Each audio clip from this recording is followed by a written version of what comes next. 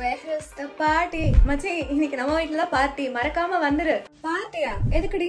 Sensex வந்து 80,000 points கீழ drop ஆயிருக்கு. அதனால இந்த ஆப்பர்ச்சுனிட்டியை சீஸ் பண்ணி இன்வெஸ்ட்மெண்ட் பண்ணிருக்கேன். SIP எல்லாத்தையும் டிராப் பண்ண வேண்டியதான். இனிமேல் ஃபியூச்சர் ஃபுல்லா ப்ராஃபிட் தான். Bye bye SIP.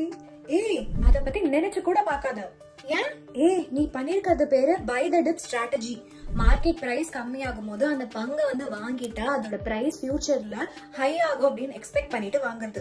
இதுல சக்சஸோட கேரண்டியே கிடையாது. இந்த ஸ்ட்ராட்டஜி யூஸ் பண்ணா ரிட்டர்ன்ஸ் வரும். பட் SIP கூட கம்பேர் பண்ணும்போது டிஃபரன்ஸ் ரொம்ப நெக்லிஜிபிள் தான். பிளஸ் இந்த ஸ்ட்ராட்டஜில நிறைய டிராபேக்ஸ் இருக்கு. ஃபர்ஸ்ட், இதுதான் லோவஸ்ட் பிரைஸா இல்ல இதை விட அதிகமா ஃபால் ஆகுமா அப்படிங்கிறது நமக்கு தெரியாது. ரெண்டாவது, மார்க்கெட் ரெக்கவர் ஆனா நிறைய டைம் ஆகும். ஸோ லாங் டேர்ம் இன்வெஸ்டடா இருந்தாதான் உன்னால அந்த ப்ராஃபிட்டை ரெக்கவர் பண்ண முடியும். மூணாவது டிராபேக், மார்க்கெட் எப்ப வேணா ஆகலாம். அதனால நீ மார்க்கெட்டை ஒன்னிச்சு பார்த்துட்டே இருக்கணும். அதனால ஷார்ட் நோட்டீஸ்ல இன்வெஸ்ட் பண்றது ரொம்ப சேலஞ்சிங்கா இருக்கும். அதுக்கு பதிலா SIP லாங் டேர்ம்ல ஸ்டேபிள் ரிட்டர்ன் கொடுக்கும்.